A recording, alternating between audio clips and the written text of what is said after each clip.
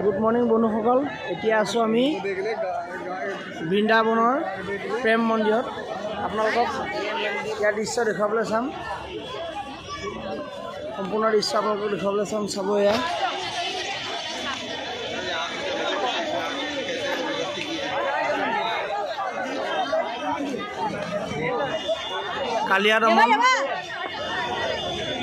কালিয়া দমন সাপটোক যেতিয়া শ্ৰীকৃষ্ণ দমন কৰিছিলে, তেতিয়া সেই দৃশ্য আপোনালোকক দেখুৱাবলৈ গৈছে। সেই দৃশ্য এতিয়াও আছে। এইটো মন্দিৰ, মানুহটো যথেষ্ট হয়। ৰাতিপুৱাৰ পৰা মানুহ বহুত হয় প্ৰেম মন্দিৰত। তাৰপিছত আপোনালোকক দেখুৱাইছোঁ কিমান মানুহ। সোমোৱা গেটো বেলেগ, ওলোৱা গেটো বেলেগ। গতিকে ইয়াত কোনো টিকেট ছিষ্টেম, পইচা কোনো কথা নাই।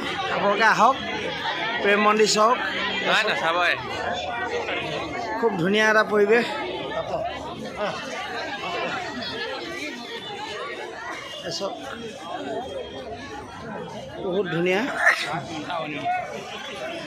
গতিকে মনোমোহা চাব লগা দৃশ্য। আপোনালোকে আহি এবাৰ বৃন্দাবনত প্ৰেম মন্দিৰ চাওক।